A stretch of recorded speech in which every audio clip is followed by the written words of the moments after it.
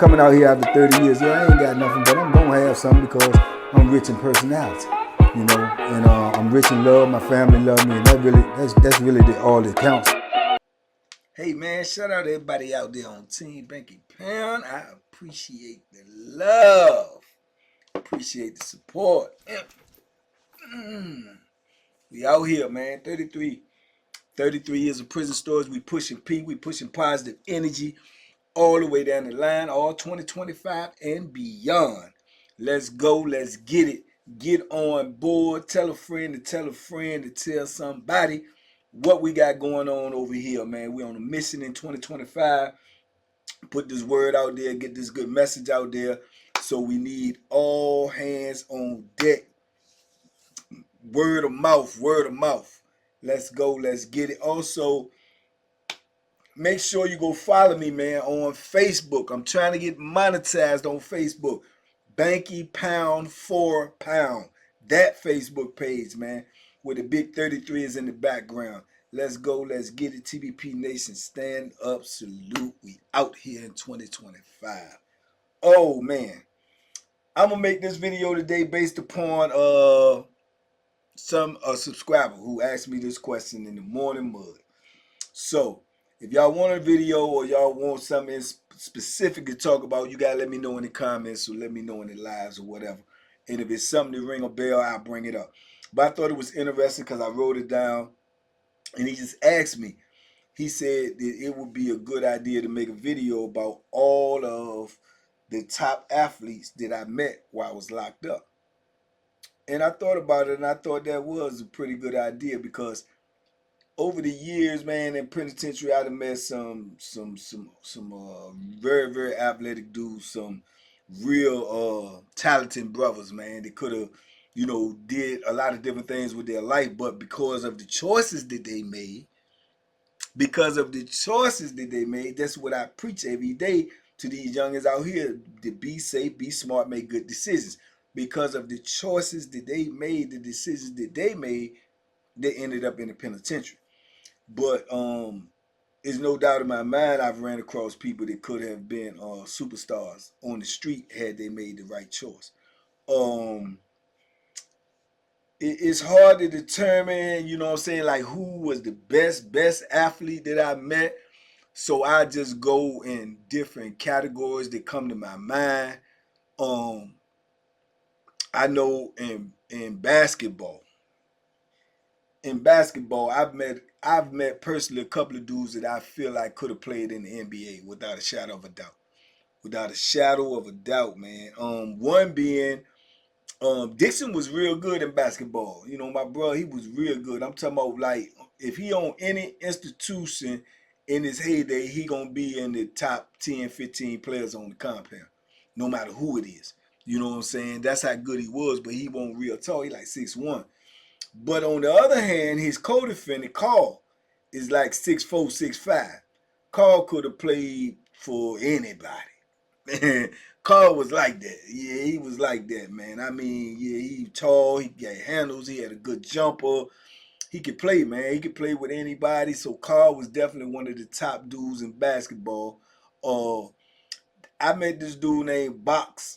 Right, he was from Northern Virginia too. I think Alexandria, man. Box could just flat out get it. He might have been 6'3", 6'2" and a half. Man, I'm talking about he could handle the ball, get by you, dunk on you, dunk in traffic, reverse dunks, shoot the jumper. He could do anything. He could have played in the NBA. It ain't no doubt in my mind. And at the time he was young. You know what I'm saying? He in his 20s. So he was like that. I met a dude on Mecklenburg, man, named Money. Now Money was crazy because Money had George Jefferson on top, and he had a dad bod, little pop belly and everything, no muscle, skinny arms and everything. Man, that dude can shoot the ball from anywhere at any time, man. Left-handed too, man. I mean, he was nice, and man, he used to get the rumbling all the time because he was so good and he running his mouth, and dudes get mad and they want to fight him, and he couldn't fight. He couldn't fight, so he was taking L's, but he would fight, but he couldn't fight. But he gonna cook you on that court, and he gonna be talking so much trash, that you gonna want to whoop him. And a lot of dudes wanted to whoop him. But far as like playing, man, he was like that. I was on Powhatan with a dude, uh, and he had a real crazy story, man. Because at the time they said he was really good, man, and he was supposed to be from, I think, New York, Syracuse, New York. He played for Florida State. He supposed to have been the backup on the Florida State team. You probably can Google this joke. He supposed to have been the backup to Bob Sura and who was it? Who was the dude, man? He played for you, Sam Cassell. He was the third guard. He got locked up for some type of drug stuff, man. He ended up on the bird. You know what I'm saying? But he ended up going to the NBA too on who was it? San Antonio, I think, but he blew his knee out. And he was gone. He got in some drug trouble or whatever. Anyway, he ended up on there with us. He used to wear a knee brace and come out there and play ball, man, and cook everybody. Everybody. I'm telling you, man, he used to shoot that ball, man, like it was, he could be 2-3 feet over half court, and he used to be shooting that joint like it was a layup. You know what I'm saying? Like it was a layup. So he had actually made it to the league. You know what I'm saying? I don't know how long he played, or was it a year or whatever. But he got in there. You know what I'm saying? So I've been around dudes like that, man. As far as that basketball, and there's probably a whole lot of other dudes that I miss too. But those are ones that just popping in my head off the top. Uh, Man, when it came to, you know, boxing, the sport I love, man, I didn't, like I told y'all, Nat G, man, he fought out there at pro, you know what I'm saying? The word was that he had actually fought Michael Spinks one time, you know what I'm saying? So uh you had him, you had big dude named Champale. He was like the heavyweight champion during this era of my time. Like he was a bad boy. Like when I was coming in this after all the this Sam Pitts and all them. He was a big old dude named Champagne. He was cut up and he got out on the street and was in his 40s. And rumor is he went out there and was cooking the dudes in the gym, and they turned him pro. They was sending news articles back into the prison about they was trying to fast track him because he was older, but he was in such good shape coming out of the penitentiary. I'm talking about big brother. I got a picture of him somewhere, an old picture of him too, on the boxing team. So you had Champale. To me, the best heavyweights, like I say, that I seen fighter was around with, but Najee and Najee Champale. Then if you move down into smaller other weight classes, I would go with oh man, U-Man was a monster. U-Man was supposed to be on the 84 Olympic team, man. He got locked up. He was supposed to have been on it. He was on the jump, grew up with Sweet Pea and everything. U-Man was a beast. He was a man. He got bigger in penitentiary, but I done sparred him, and he one of the hardest hitting dudes that I ever been in the ring with. So yeah, man, he had, bro boy, preaching man, and down in my weight class, taking me all the way out of the equation. Down in my weight class, I told you, JoJo Rogers, hands down, he the best I seen in there that I ever, faced. It was in my weight class, and JoJo was a bad boy, but the word was he been doing it all his life since he was a kid. He got hundreds and hundreds of trophies and everything, but yeah, he was a bad boy. Trust me, he was a real bad boy. Then little smaller guys, man. Like I say, you had Fire Kaya.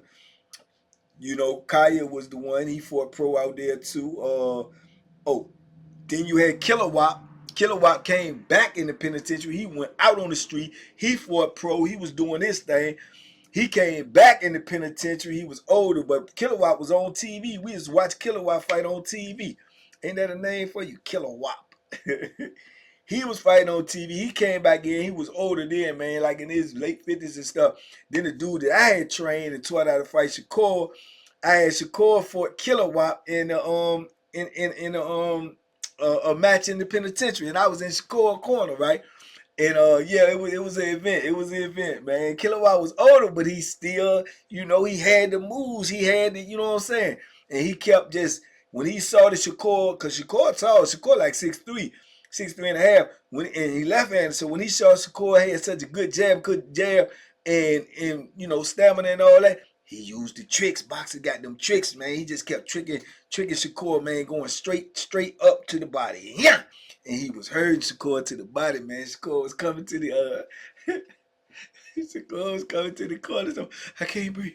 I can't breathe. I'm gonna quit. I'm gonna quit. No, no, you ain't. No, you ain't. Go back out there. Suck it up. Suck it up. But that just goes to show the talent level that he had, man. Kilowatt, man. And like I say, you had Fire Kaya, who else? There's a couple dudes that went out there, man, and did a little few things on the street, man. Oh, then you had my homeboy, man, Bronco. Yeah, old Bronco, and what's old boy name, man? Yeah, man, I can't think of his name. But yeah, you had a lot of good fighters in there, man. They really could have made some noise on the street for real too. But like I say, the choices that they took and landed us where we was at, man. Um, Football, same thing. So I guess when you break it down, when it come down to really, if you say athlete and you say overall, I'm gonna have to say with me, man, just in my experience, the people I would probably have to say Stacey Perry, man. Stacey Perry, man. I would have to say Stacey Perry, man. Stacey Perry was a heck of an athlete, man. Heck of an athlete, probably 6'1", 6'2". Fastest dude I ever seen in the penitentiary. He'll race you for money and he gonna smoke you. I'm talking about Olympic speed. He gonna smoke you. Get on that basketball court, he gonna be on somebody's starting team on no matter who out there. Even with the basketball players, I say Stacey gonna be starting somewhere, point guard or something. He know how to play that ball. Football, he get on there, he gonna be the quarterback, running back, whatever it is. He good in that. He just was an all around athlete, man, and he could do a lot of things. He's a flat out hustler. He gonna run the parlays. He gonna run the poker games. He gonna run the skin games. He gonna run the dice games. He gonna always be hustling.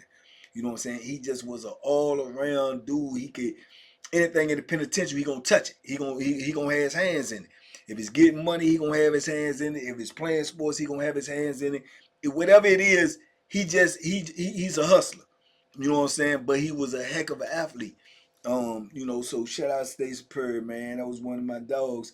And even when I left, when I made parole, he had made parole too, but he had made it after me. And when I left with my TV. You know what I'm saying? Because he still had a couple more months to go, man. So he got out here.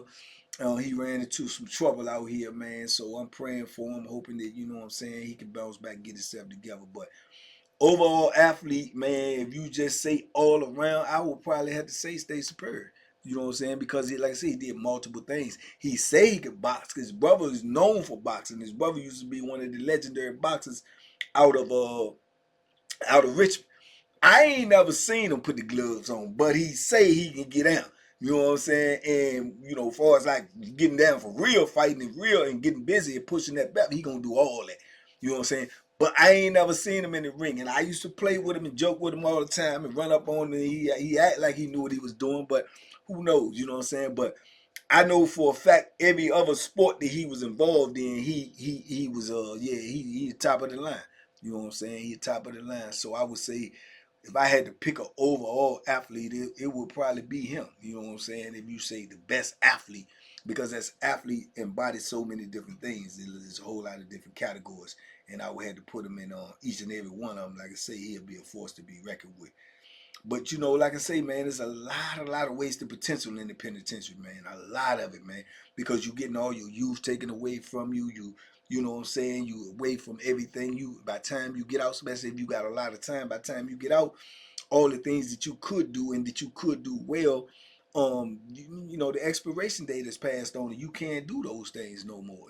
Because most of us come into penitentiary when we in our youth, when we're in our late teens, early 20s, that's when your athletic career is thriving. That's when your athletic career is at its peak, and we forfeited that. You know what I'm saying? So, we ain't got nothing but a bunch of penitentiary glory in our sport, So yeah, that's one of the setbacks of being in those type of situations, man. But I've definitely met some great athletes in there. If you want to go in, you want to go to karate, we already know what that is. That martial arts type thing. We know that's Sifu. But I also had a homeboy named Madlock. And Madlock was doing this kickboxing thing before everybody even was talking about what kickboxing was. But Madlock was putting work in on dudes on the compound, though, man. Madlock was using his joint for real. Madlock get the beefing with you, man. Madlock like the first dude that I ever seen like in real life knock somebody out with a roundhouse kick. In a real fight with a roundhouse kick. Bang! Right on, knock, slam out. He did that in the kitchen. You know what I'm saying? He done kick dudes in the face on the yard. He done, he done kick dudes with double kicks in the gym. Yeah, he gonna fight for real. You know what I'm saying? Because he one of them, he knew that stuff and then he was aggressive. And he had that, you know what I'm saying? He had that, I mean, what you looking at? He was one of them type of jokers. So you had to watch him. And then most people who knew him or didn't know him, it's just like anybody else. You get to beefing when you get to running your mouth, dude running his mouth. They not looking for him to use his feet. They thinking they getting ready to clutch and they get ready to fight. And next thing you know, he done kick you in your chin. It almost took your head off and you don't even know what happened. So he was getting a lot of dudes like that. Now I seen a dude sleeping one time though too. Cause dude knew, I guess dude knew about him and knew that he was dangerous with his feet. And he said something, and Madlock said something to him, and he was acting that humble role. He was like, nah, Joe, bam, and stole him, slept him, boom, laid him out. You know what I'm saying? Because like I say, we all human.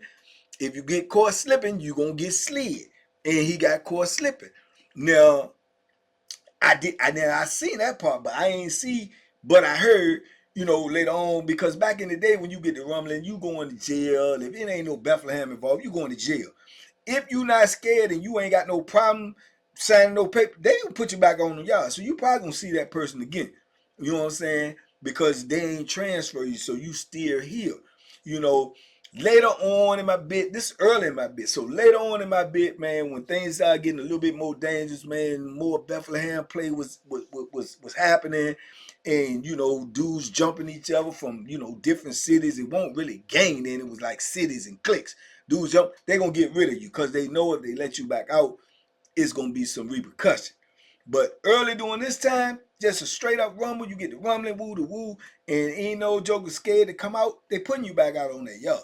You know what I'm saying? So yeah, so where it was when they got back out, man, Madlock caught him, down there in the breezeway and gave him the business. The real life business. Feet, hands, elbows, knees, and everything. So I don't know. I didn't see that, so I can't say, but I did hear about it. But yeah, so I would say Madlock, is up in that joint. And Kung Fu, the dude that I used to, get spar with. And Kung Fu would use that stuff on dudes for real too. But then you gotta think, man, he was a Petersburg dude too. So yeah, Kung Fu from Petersburg. So Kung Fu was whooping dudes on the yard. Kung Fu was whooping dudes in the block. You know what I'm saying? Kung Fu just whooped dudes because he was a, he was a testy dude. He controversial. You know what I'm saying? He get mad at the drop of a dime. He laughing and joking there, and he get mad at the drop of a dime. And then Kung Fu was, like I say, I mean, no disrespect, man. Y'all know how I feel about Petersburg. I'm just telling you, man. Petersburg dudes, they different, man. They just different. It ain't no way around. They different. Kung Fu be cool with you 1 minute, man. The next minute he on some other stuff. So you don't even know. You know what I'm saying? I told you what happened with my ribs when we spawned. He did that. He hit me. I know he hit me, knowing that the man had been said break. Boom, bail, time. Hold up. Wait for the next round. He hit me because he knew I was getting out on him and he knew people was looking. So he did that on purpose, man. Messed my ribs up too. I'm still salty about that for real, Kung Fu. But he just was a wild dude, man. Like I said, it won't nothing to go out on that yard, man. And then next thing you know, you heard, and you look around and Kung Fu he done knocked somebody out, man. or he done chop somebody in the throat or kick somebody in the throat. He does that. You know what I'm saying? And he had, some buck nakeds going on too, so he looked wild. He didn't care nothing about dressing. He got stuff on all wrinkled all up, and he walking around with them little uh what we call them Johnson there, man. The little slip-ons. We used to call them back in the day. We used to call them easy walkers. But the little blue prison shoes they give you where they ain't nothing but some rubber on the bottom, and so that's what he gonna wear. But it fit him because he gonna kick you. You know what I'm saying? He walk around with them on, big old baggy state jeans on, big old coat on, state coat on. He just, you know what I'm saying? He looked like a vagabond. But if you joke on him or you play with him, you gonna find out that he know a little bit more than the average dude. You know what I'm saying? And he gonna give you that work. He gonna give you that work. And if you don't like it, he'll pick that Bethlehem up too. So Kung Fu, Pittsburgh, he a little crazy, man. He little crazy. So, but that martial arts thing in prison, man, like I say, and there was some white boys I knew that knew that stuff too. And then you ushered in the new that MMA stuff. When you see them dudes coming in there with them cauliflower ears and them white boys right there, they weren't scared at all. So if you knew, you knew. If you seen them ears, you knew why they weren't scared. But yeah, man. But it's just a lot of athletes in prison, man. A lot of wasted potential. That's what I call it. Me included. You know what I'm saying? I ain't take me out the equation. Wasted potential, man. Really, really wasted potential, man. Because we just sitting in penitentiary riding away. Giving up our youth. And then you got to think now, we in here, we don't have no supplements, we don't have no good eating habits, we don't have no facilities to keep, and we still manage to, be in tip-top shape. Some of the dudes in prison gonna be in the best shape that you can get a human being in. You understand me? Some of the dudes in the penitentiary gonna be stronger than humans.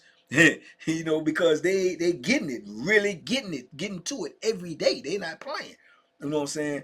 They ain't taking no breaks. They ain't taking no supplements. Everything you see with a dude in prison, that's natural. That's hard work. Especially when you see them jokers come out there that's super duper big, and them dudes eat weights. You know what I'm saying? And they ain't taking no supplements, no creatine, no protein pop. They ain't got none of that. You know what I'm saying? They doing that off of bulk meat and noodles. Bulk meat, noodles, and peanut butter. You dig? And they getting it, man. Them dudes is real force to be reckoned with. You know what I'm saying? Especially if you got to go to war with one of them dudes and in a cell. Ain't what you talking about, man? I'm telling you, you got to be on point. You dig? But yeah, man. But a lot of athletes in prison, a lot of them, man. And it's sad, but it's true. And by the time all of us get out, we too old to do the sport or whatever it is that we good in. We can only teach from there. You know what I'm saying? And hopefully a lot of them get out and do that. Is what I want to do eventually.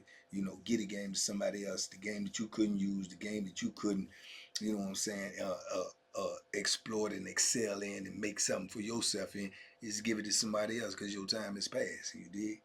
But anyway, man, just wanted to talk about that because somebody asked me to. I should have wrote your name down there. But like I say, if it's something specific y'all want to know about, might spark a memory, let me know. In the meantime, in between time, man, we pushing P. 33 years of prison stories, man. Tell a friend to tell a friend, man. Go check out the Ian Big interview if you ain't seen it. It's bubbling right now. We almost at 60K in a couple of days. So let's go run it up. Leave a comment. Leave your gloves up. Make sure you follow me on Facebook, Banky Pound for Pound. Check me out on TikTok. I might pop up live over there at any time, man. We moving in 2025, man. Let's go. Let's get it, man. Hit up Soft White Underbelly. $1 million worth of gains. Say cheese. Tell them they need that Banky Pound interview, man. Because we going to come on there and drop the real, man. Y'all be safe, be smart, make good decisions, man. By all means, man. Duck. Them hooks, man. They out there. You hear me? Peace. We gone.